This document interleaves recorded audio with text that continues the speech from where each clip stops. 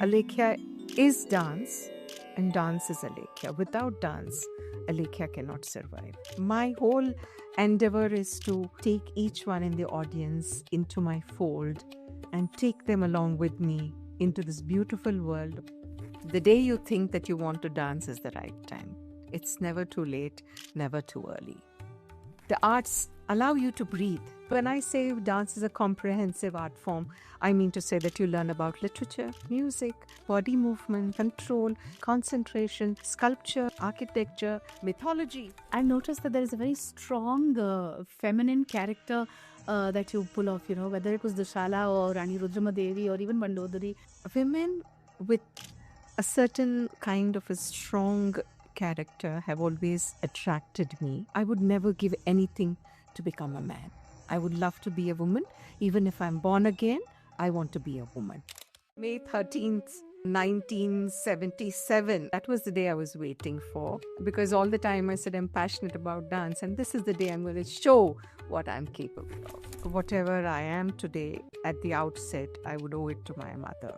And many a time I would say, "Mom, what is this? They've come and said so many beautiful things. You never once have you said that to me." So she would just smile and say, "You still have to practice. A long way to go." I mean, nothing in the world humbles you the way Indian parents can. You have to love yourself. Then only you can get other people to love you.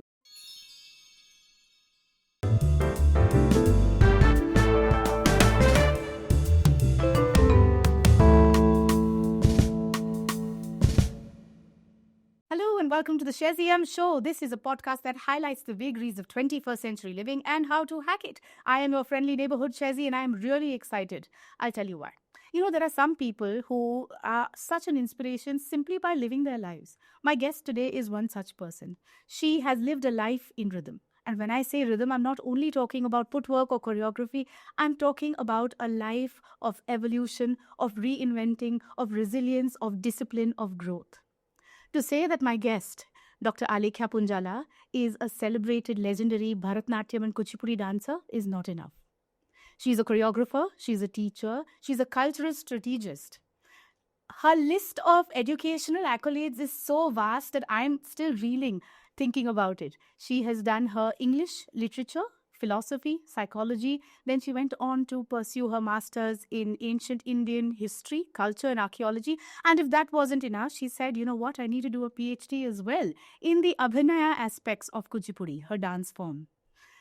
She has a long list of awards, and it'll take me about 20 minutes to go through them. But one of the few things in the award list is a Sangeet Natak Academy Award. She's currently the chairperson of the Telangana Sangeet Natak Academy. And it is without further ado that I would like to introduce to you the illustrious and the absolutely fabulous Dr. Alekhya Punjala.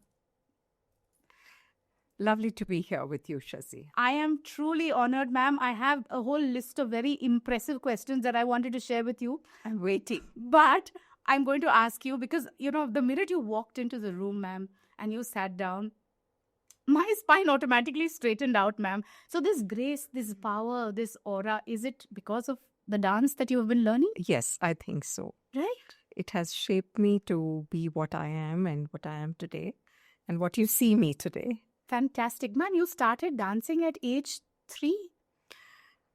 Yes, kind of 3.5 when I started my training in dance.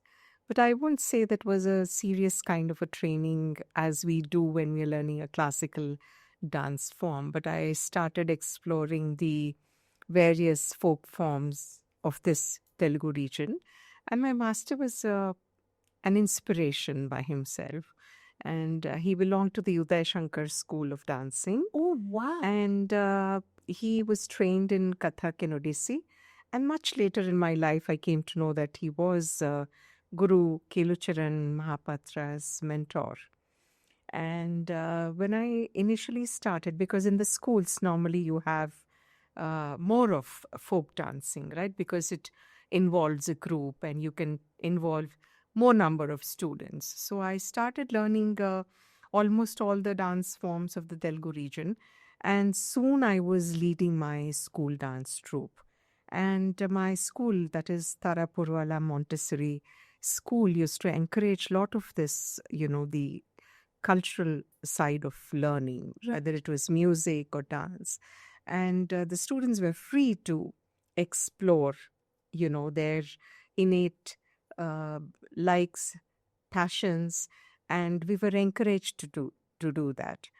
And that's how I started learning. And a little later, when my Guruji found me a serious student, he started teaching me Kathak and Odissi, and he was very keen that I should pursue these two forms. But I don't know, at that age, after a while, I was very keen to learn Bharatanatyam and Kuchipudi. He couldn't, uh, you know, shift my convince you and shift my interest from this to that. Of course, I was learning Kathak and Odissi, but at the same time, I was looking out for teachers, gurus to come and teach me. And in fact, after a point of time, he took it upon himself to, find out about gurus and bring them home and introduce them to us, to my parents, and see that I learn these two forms. He was always a guru in the background, trying to see, that I get the best of training. Right. How beautiful. Ma'am, I come from this generation and probably even the generation before that. Everybody is all like, you have to become either a doctor or an engineer. But it's very rare for parents to actively support and say, look, you want to do this, do it. No, I also come from the same time and space. Right. Where at least now the sky is the limit. You have a whole lot of options, I think, when you're studying. But back then in the 60s, it was like you had to either become a doctor or an engineer. And my family is full of doctors. Yes. From my maternal side. And so it was a foregone conclusion that, that I would also take up science and become a doctor. And after my 10th, when I had to make a choice between maths or science, when I said arts, there was a uproar in the family. Can you imagine? And they said, what are you going to do with your life? I mean, you're going to waste away your life taking arts? So it was like lot of convincing had to happen, and poor thing, my mother had to convince my uncles and aunts and my cousins, and because unfortunately I had lost my father when I was in my high school. So my maternal uncle was the head of the family, and he said, what is she going to do after doing a graduation with arts? So my mother had to tell him that she's passionate about dance, and I think we should give her a chance to explore.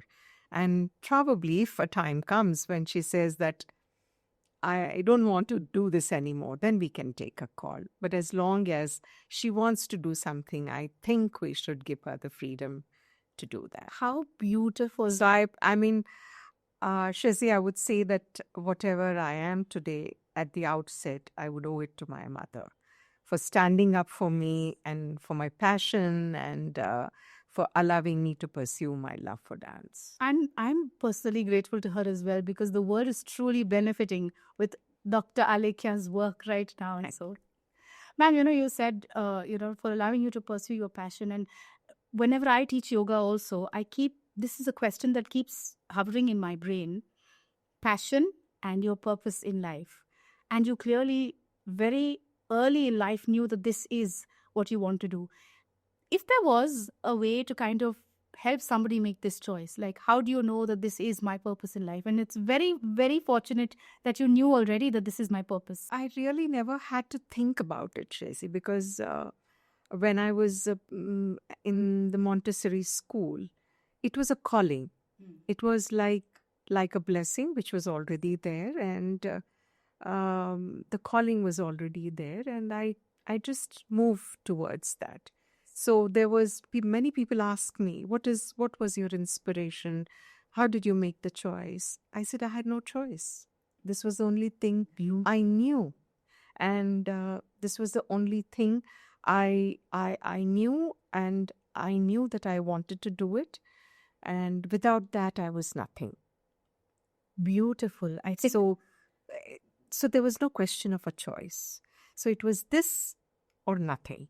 So whenever people said, whenever there were times in life when probably, you are pushed into a corner. And I said, no, without this, Alekhya is dance and dance is Alekhya. Without dance, Alekhya cannot survive. So if you want her to be there, then you have to allow her to do that. That's fantastic. And and I know that we're a generation, and I'm one of those first candidates of this.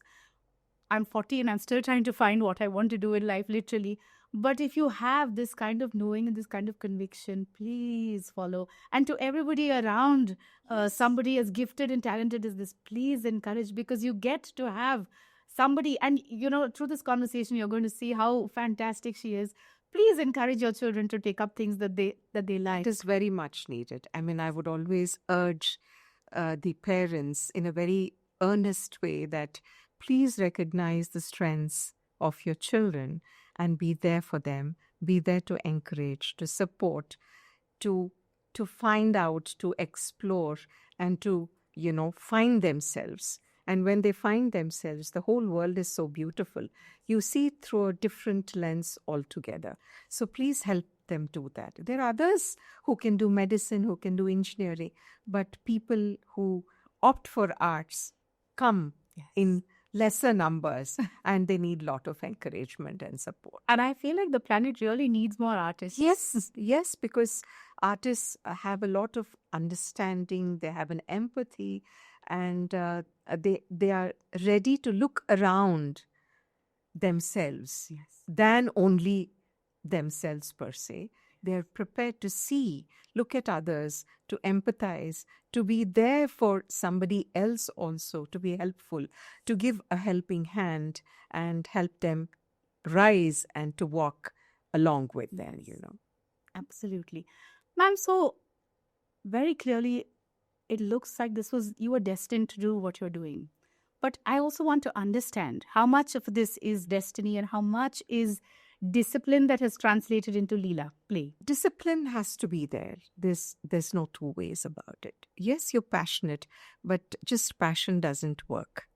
So if you want to achieve, if you have set certain goals for yourself and you have to achieve, so then the sense of discipline always comes into play.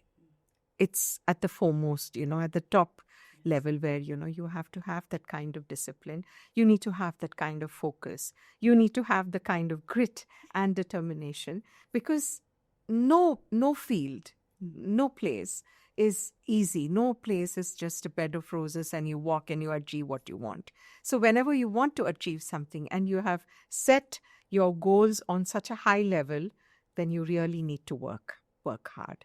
And discipline plays a very, very important role in that. I think this is a really important hack that we have forgotten right now in our lives, that there really is no other way out. Discipline and practice is the way to be. There's nothing that comes easy, right? And, if you want to be mediocre, you just want to do things the way, you can do so without putting effort, then I don't have much to say about that. But when you have set your goals higher, you are aiming at a certain kind of perfection, then it is necessary to, put your act together, to tighten your belt, and then walk forward.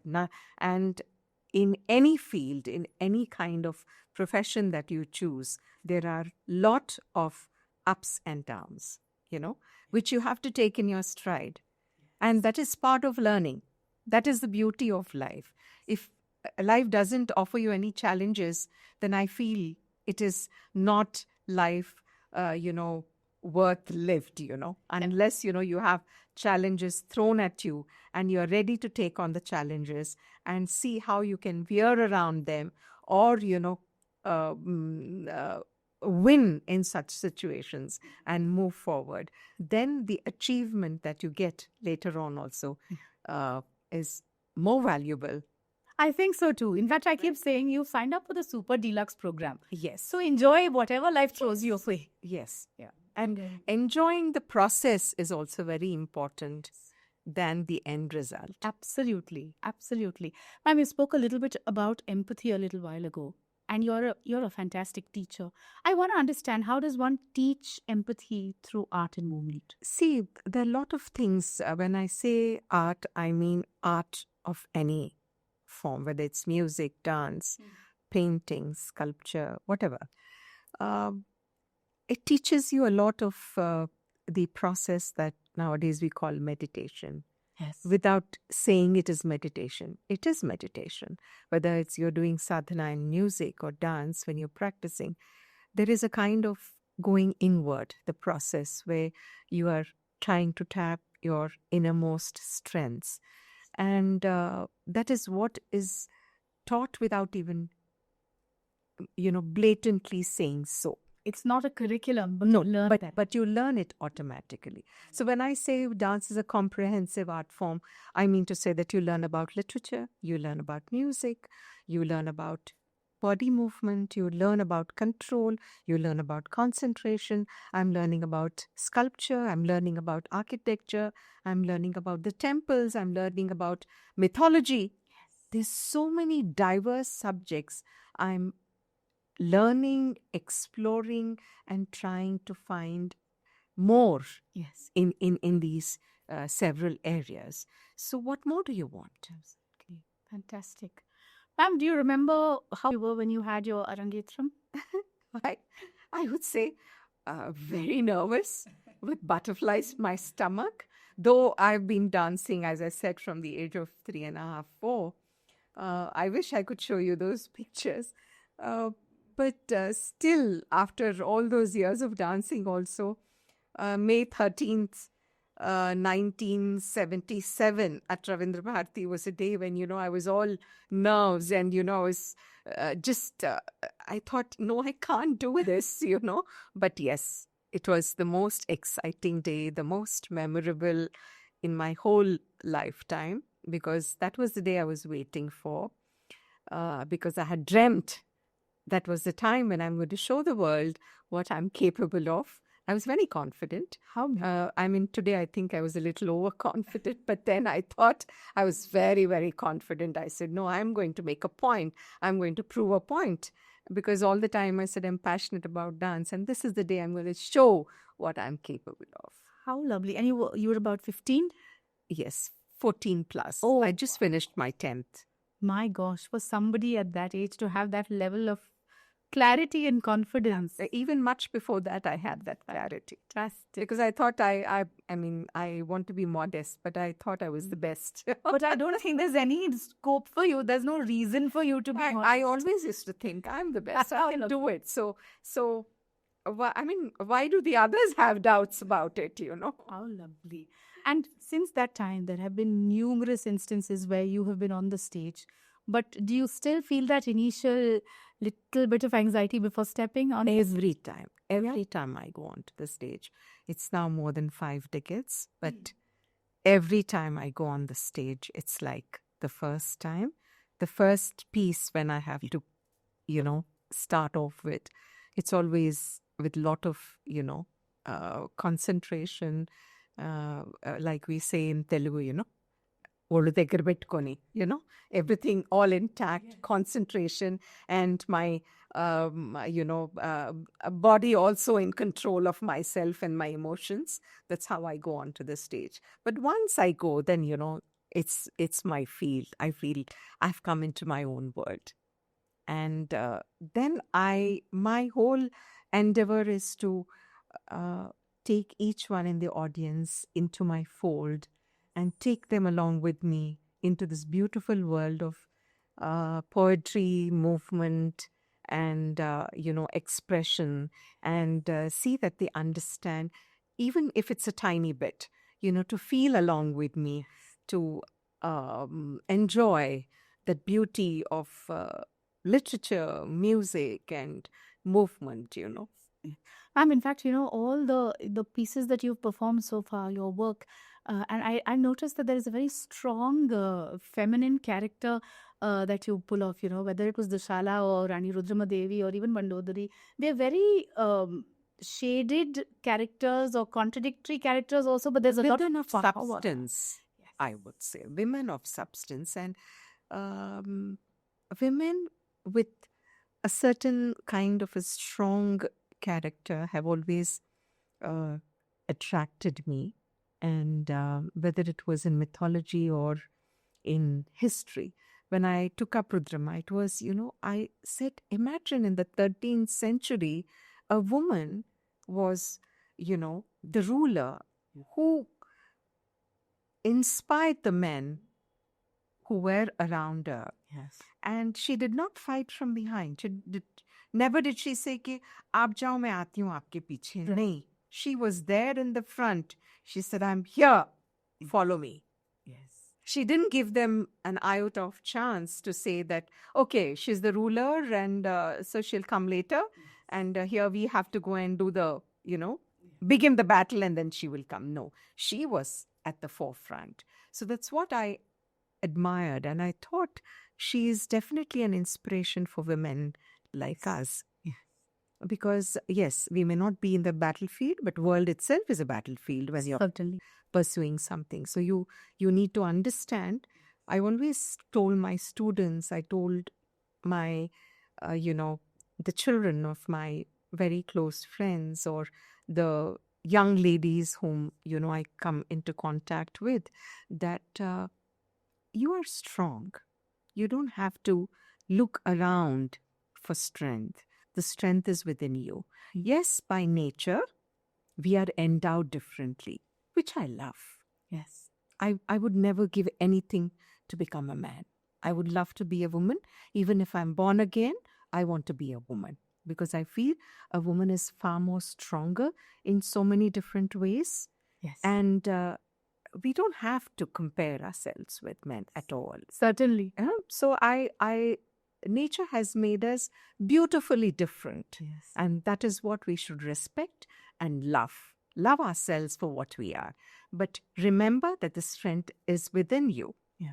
It's not outside. So anytime you need that strength, you have to go inward and you can rise like Kali, you can rise like Durga. How lovely. Nobody's coming to save you, but you don't need anybody to save you either. You are there to save yourself. Fantastic. Ma'am, when I look at classical dance in particular and I see the feminine aspects of it, and I'm so glad you mentioned this because a lot of us have this whole thing of feminine ante delicate means you're weak, but I don't think that's correct. But we are different things at different times. Yes.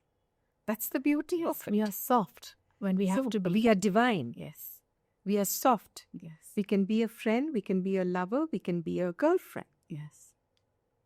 We can also be the mother. Yes.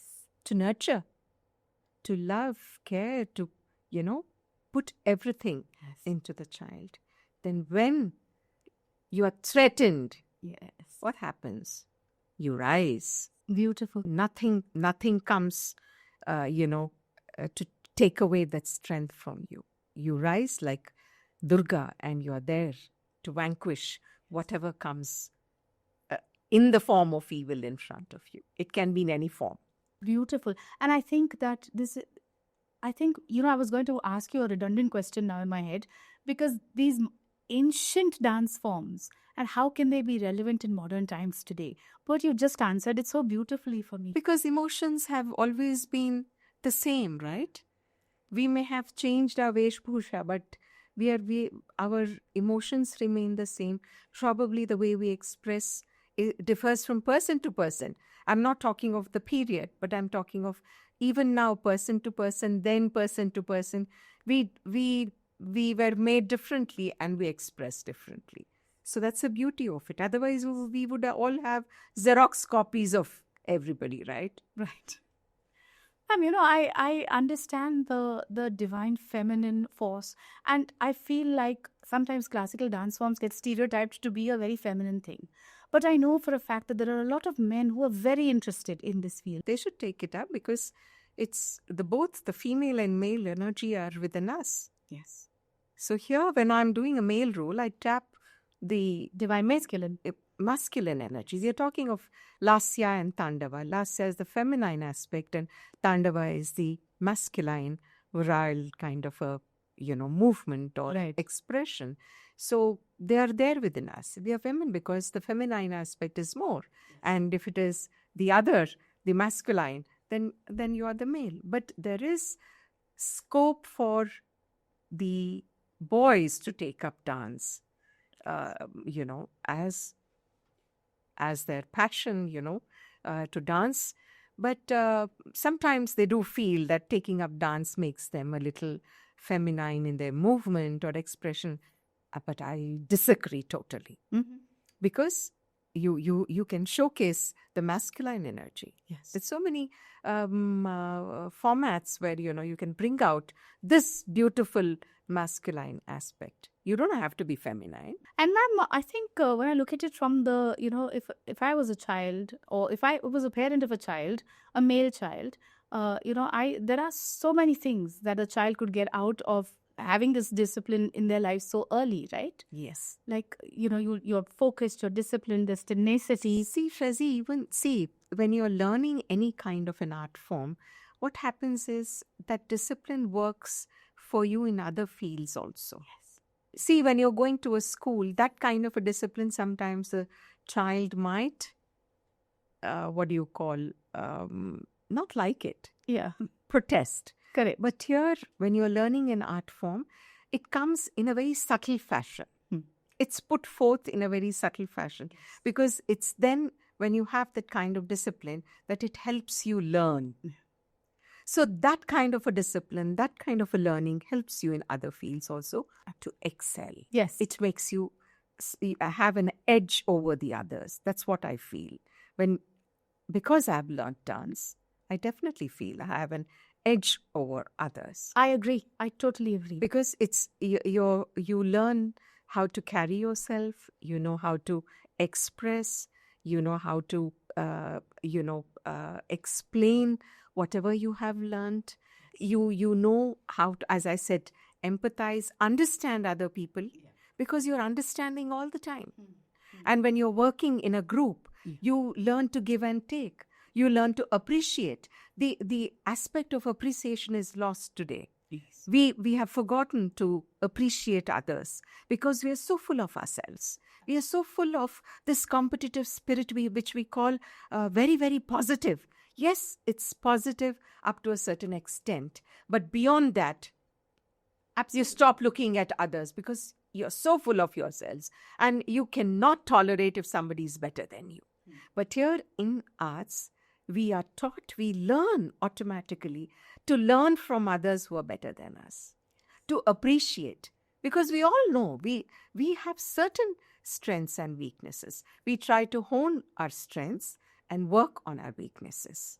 And if somebody else is stronger in that, we try to see how we can also reach that stage. It's not competition in a negative way. Ma'am, I think you really embody the spirit of this podcast in terms of really cool life hacks that we should be imbibing. I think dance is a great space for a lot of us to kind of remember the good old values, which I feel like we're slowly forgetting to a certain degree. We are not forgetting. I feel we are not giving them enough time. Forgetting comes because we are not going back to them, falling back on them, not realizing how strong and how positive they can be in our lives. We think that they're a waste of time, unfortunately. See, even when children start learning an art form, the minute they come to 8th or 9th standard, what happens? They say, oh, now, ab ye sab band karo. Now you have to concentrate on your studies. You've come to the 9th and 10th. So all your time and energy should go to studying. That doesn't encompass your whole life. Yes. There are other aspects. Other aspects also make your life richer. Yes. Yes, there are times in anybody's life, you always prioritize, right? Because it's the same thing. Yeah. So how does learning any art form take away from that? It does not. It does not. So that time and space is important even for a child. Because the child also needs to get rejuvenated. Absolutely. You cannot just straitjacket him and say, pado, chado. You have to give time for him to breathe. And this is what the arts allow you to breathe. I think so. I agree with you completely. Ma'am, you spoke about, I have such a rosy picture right now in my head. But the reality is that when I look at it, if I were to take it up in a professional way, of course there would be, flip side. And I'm sure there must be people who are listening to you right now saying, I must sign up and I must become professional about this. I see a lot of people who have done their, are into IT, and they've taken a break, come back to dance. They have learned earlier when they were young, and they've taken a break and they have come because they felt that calling and they said, no, we have to go back. In today's times, yes, I would definitely agree that it takes a lot of time. It's a long period of study, sadhana, practice for you to reach a certain level. And even then, it's never ending. And it's never ending, like medicine. It's never ending. You have to keep learning, repackaging yourself, representing, redesigning whatever you're doing. And, you have to do all that. And at the end of the day, like what we see, financially, it may not be as lucrative as other professions. So what I would advise the younger generation is, have something as a backing.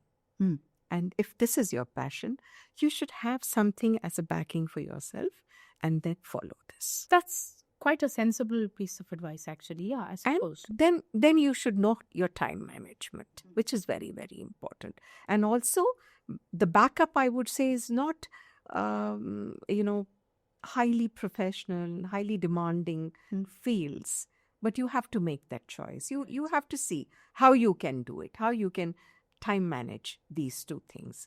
Because if you want to really be in a comfortable position and still be able to pursue, this is what I would say today. Maybe a couple of years earlier, I wouldn't have given the same kind of advice, because I always felt that you need to have this single-minded devotion if you're learning an art form, because it needs that kind of concentration, grit and determination for you to achieve a certain kind of excellence. But in today's times, I know it is very, very difficult, and survival is also very, very important. And even for the boys, especially for the boys, I would say, yes, you should have a backup plan. Wonderful. Ma'am, a little while ago, you told me about how, just like in medicine, you also have to constantly reinvent. And yes, what is your process like?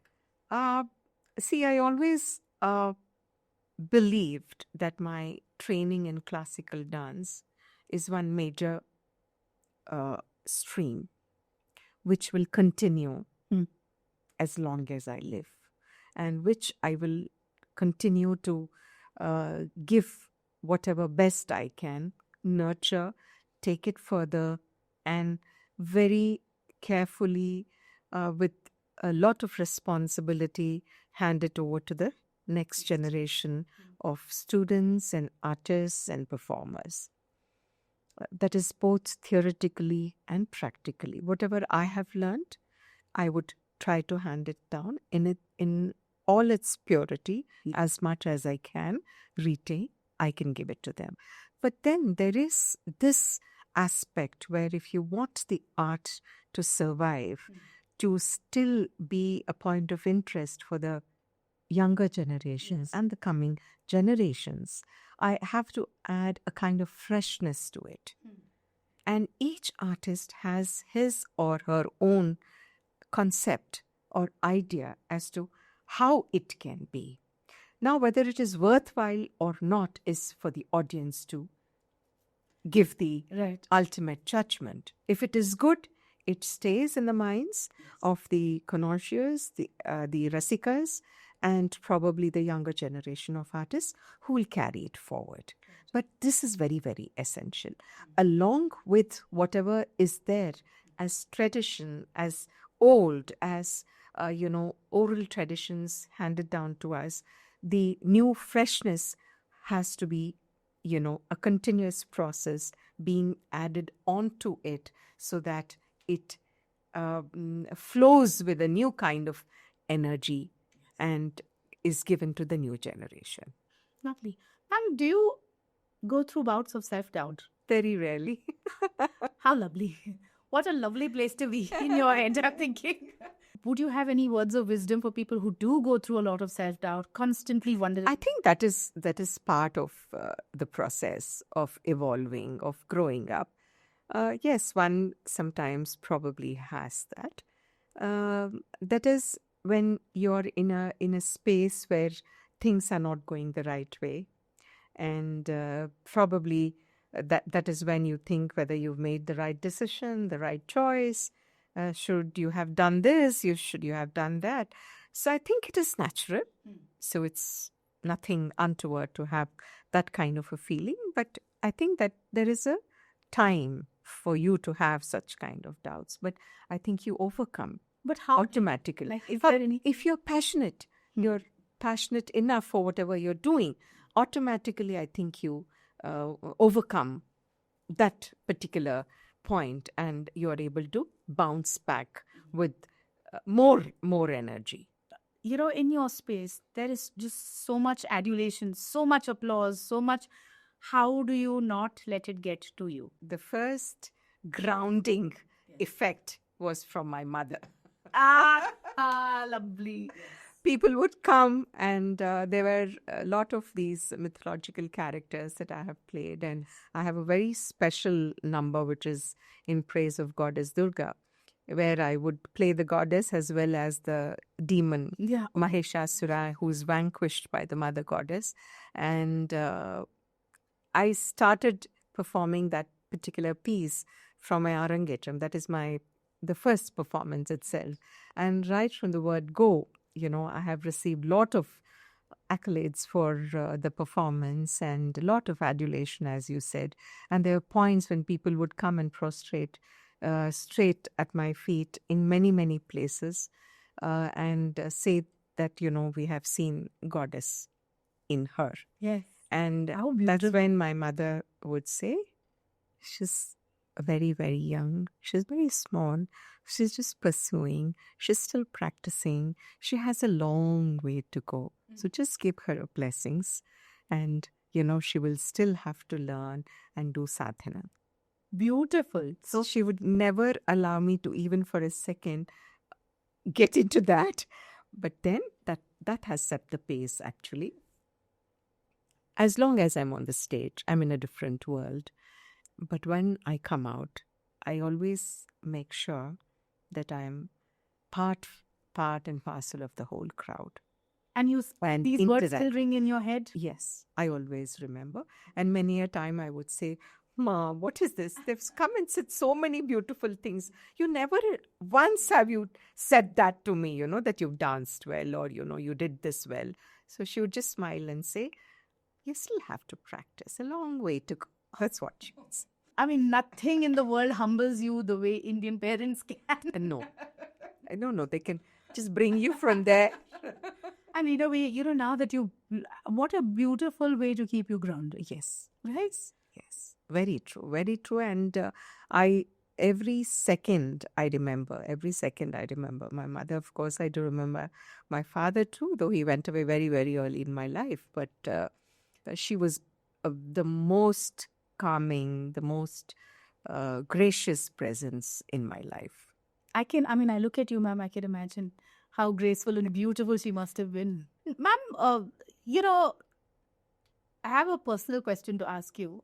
Somebody we know, okay, ma'am, it's me, was 40 years of age and has never had anything to do with classical dance and is like really, really shy but really, really keen on starting. What would you say? The day you think that you want to dance is the right time. It's never too late, never too early. For anybody, even whether it is a man or a woman. Wonderful. As we age, I would say that sometimes the body becomes a little stiff, the muscles are stiff. So you have to put in a little more effort. But yes, the classical dance is nothing like it has to be this, it has to be that. It is a way of expression. So you just have to understand that concept. So you cannot compare yourself to somebody who is 16 or 18, right? Correct. So you have to know your strengths. So build on those strengths. And that is what the teacher has to help you with. This is my very cute roundabout way of requesting ma'am to take classes over here. Yes. Definitely. I would love to.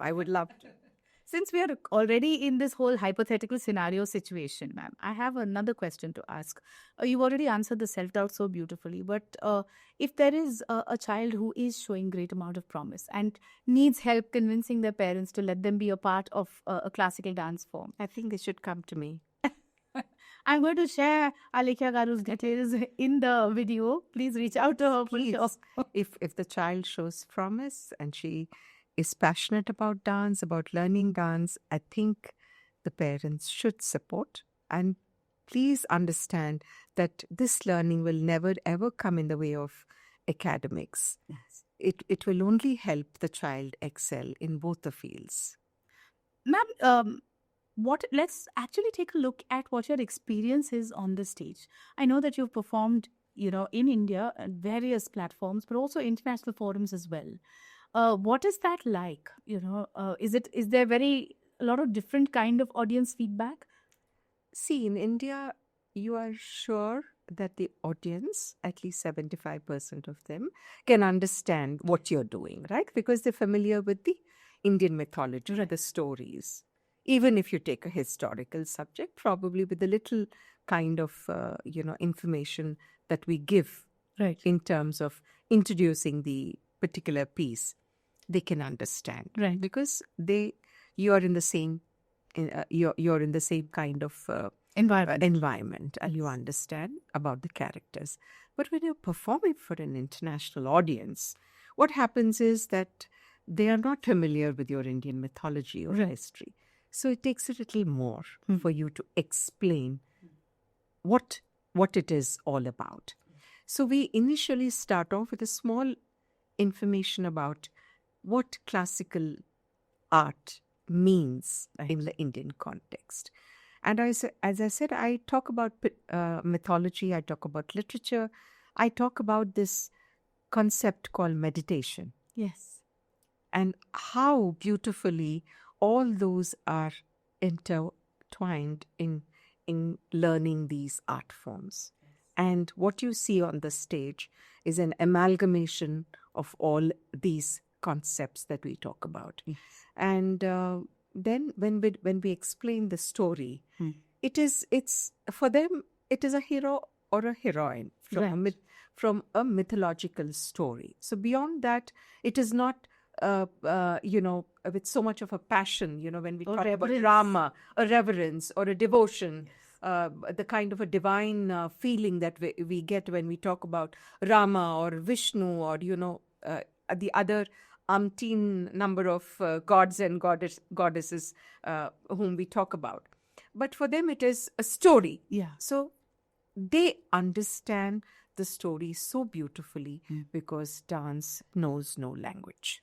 How beautifully said. Dance truly knows no language. Because it's expression. Yeah. It is bhava, which is so common to each one of us all over the world. Yes, absolutely. So the feeling of joy, the feeling of sorrow, the feeling of pain, the feeling of forgiveness, the feeling of the divine is there in all religions. Yes.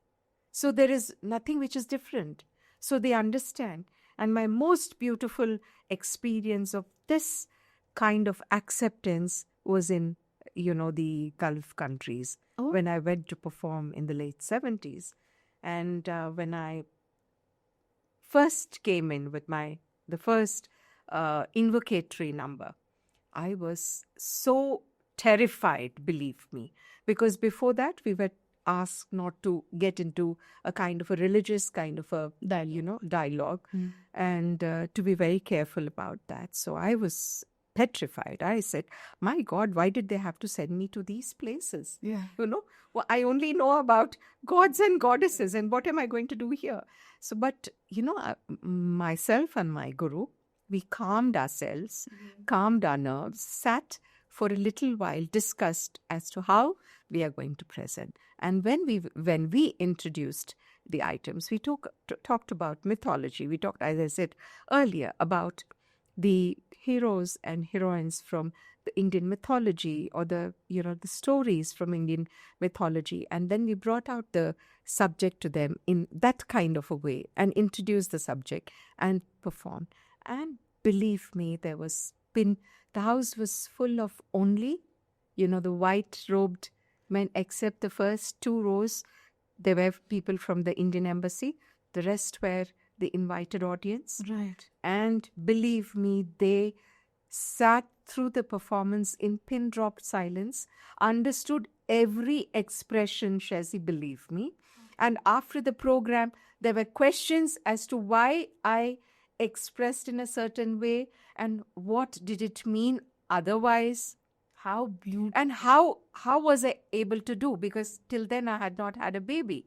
And when I was doing about Lord Krishna, they said, how could you emote like that? We literally felt that you were holding a baby and putting the baby to sleep. And there were so many other questions about the Sringara, the romantic aspect. I mean, when I was doing about Lord Shiva and Parvati, they said, how are you able to express like that? We have not seen anything like this. So that was, the best compliment or the best award I could ever receive, I can absolutely imagine. And this is exactly what art should do. Yes. To compel you to think and to foster dialogue. How marvelous, truly. Ma'am, I know that, it's an unfair question to ask, but through all the wonderful pieces you've done, is there one in particular that is really close to your heart? As I told you earlier, it is my piece on Ma Durga. And that was also, I felt it was a calling, Shezzi, because I had this vocalist who had come from Vijayawada, who had got transferred here. And she had come to my class. And when my Guruji heard that she's a singer and she's come from such and such a school, so we were like, Auntie, ask her to sing. Auntie, ask her to sing. So she started singing this. And it was like I just went into a trance. It was like something happened to me. I don't know what, but it was like I have to dance to this. And the minute she stopped singing, I told my teacher, I said, Auntie, I have to do this. I have to present this. She said, okay, will you do it for your first Arangetram performance? I said, yes, I want to do it. And from that day onwards till today, it has just got more and more admirers, and I have got more and more appreciation with regards to it. I think it's there in the composition itself. It describes Mother Goddess in all her different forms. The feminine, beautiful, graceful, benevolent, and at the same time, in her Raudra, in the as Mahishasura Martini, where she vanquishes Mahishasura. So it's a beautiful piece, and that has always remained very, very close to my heart. Ma'am, tell us a little bit about the Mandotari experience also. As I said, I've always been very, very intrigued by women characters from mythology and history. And that's how I've explored Mandodari. I've done Lakuma from the 14th, century, who belonged to the Reddy Kingdom. She was the Kutazan of the, Reddy Kingdom. And then I've done Rudrama, 13th century warrior queen of the Kakatiyas. And in the same fashion, I was taken in by the character of Mandodari. Because when we talk of the Panchakanyas, we talk about Mandodari also as being an embodiment or epitome of, all the feminine characteristics that we talk about. And, they are given a certain kind of place of reverence in all our ancient texts, right? So she's one of them. And for me, I felt she's an embodiment of all these characteristics because she's a wife, she's a mother, and she is, the counsel for her husband. And there are so many times that, she kept, keeps pleading with Ravana not to do certain things. Yeah. And she says that this is what is going to beget, the downfall. Yeah, the downfall, not only of you, but the whole kingdom. So she tells him to refrain from doing certain things. But, he's a great scholar. I don't think that Yes, his ego played a very, very strong role probably, but he also knew, I think, that his time has come. And despite Mandodari's constant chiding him not to do certain things, he says, no, once I've taken the decision, I'm, I'm not going to step back. I'm going ahead and, I'm going to fight with Rama. And here she is the one who explains that you've done all this as a woman, Shezzi. She says, you got home so many women. Not once did I sit down to count nor counsel you. But this, what you're doing, is not right. As I sit here, I'm getting goosebumps as you're narrating your experience on stage. I know that you get so consumed by the character. I want to ask, how easy or difficult is it to disconnect? How do you do that after a performance? Yes, sometimes it becomes very, very difficult. When I talk about Durga, when I do that piece, after I finish the slaying of Mahishasura, it becomes very, very difficult for the next couple of minutes for me to calm myself down, because you're doing it with a certain kind of conviction, that you are absolutely actually slaying the evil, right? So when the stuti is going on, you tell yourself, you have to calm yourself and come back to the reality. Sometimes some places don't allow you to come back. They kind of generate a kind of energy in and around you that it becomes very, very difficult. And one such place was the Kuchipudi village, where, goddess Bala Tripura Sundari is the presiding deity. And when I performed, it was almost 15-20 minutes after that, I could not come out of that. It was very, very difficult for me. And my teacher, as I was performing, I believe she kept on saying, come back, don't go beyond this, come back. Because I was like a woman possessed, when I was doing the fight sequences and all that. So she was very, very worried, scared for me. And after that, I kept on sobbing. After the whole, this performance, I couldn't come out of it. And there were people along with me who had witnessed the performance, and they were crying along with me. So it took a lot of time for me to get out. And yes, it does happen. And yes, as artists, we are told not to go beyond a certain point, not get consumed by the emotion. But sometimes it's not in your hands. I cannot tell you how moved I am. I promise you, I'm not ever short of words. Today, I have no words. I'm so emotional right now. I cannot wait for your next production to come out, ma'am. I'm really, really looking forward. I would also love you to watch Dushala also, because Dushala, the only sister of the Kauravas, of course, there's less of dance. And she takes you through the different happenings in the Mahabharata through her lens as a girl child. How beautiful. So it's an amazing experience for me as an artist, because I got to relive the life of Dushala through playing that character, narrating and telling you the story, and also feeling what a girl child must have felt. And I feel, Shezzi, nothing much has changed. We think we have, we have moved on, and we have evolved, and we have changed, and our perspective has changed. But in many places, we know deep down in the villages and other places, the thinking has not changed where it has to change. Yes. Looking at a girl child, bringing up a girl child, instilling the kind of confidence that we need to, and the way we have to take them forward, where there is no difference between the male and the female child. This has to become the norm. This has to become the way of life. And only then we have truly evolved. Fantastic. I think this, and using your art to talk about social reforms or social issues that are still relevant even today. I think it's redundant to ask you an ancient art form and its relevance now. It will be always relevant. Yes. The narrative is always going to be relevant. Yes. Ma'am, I don't want to let you go right now, but I know that, it's been a very long conversation. But before you leave, I have a question that I ask all my guests over here. Since this is a podcast that highlights the vagaries of 21st century living, is there one particular life hack that you swear by that you would like to share with our viewers, and it might come handy for them? I would say being grateful for what you have, for what you are, for what you have been given is very, very important in life.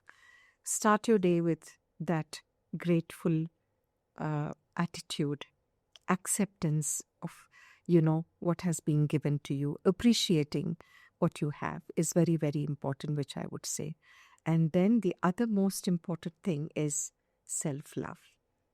My children probably will call it narcissism, but I don't care. But you have to love yourself. Then only you can get other people to love you. Because I always think I'm special. I think I'm blessed. And I'm very grateful for what God has given me. Yes, of course, we have certain, what you set goals for yourself. You want something in life. You want to achieve. That is all very normal. But at the same time, loving yourself for what you are is very, very important. You should understand your strengths and also know your weaknesses. Hone your, the strengths to perfection and work on your weaknesses. And you become a better person day by day. Alekhya Garu, this has been a thoroughly intellectually stimulating and rousing conversation. I'm so grateful. Thank you for your time. Thank you for having me, and I love talking. And I felt it was just, we just started, and you're saying now it is over. Thank you, ma'am. Thank you so much. Thank you so much. And we're very grateful to you for watching. If you enjoyed this, please do leave your comments over here. We'd love to hear back from you. And we'll see you in the next one.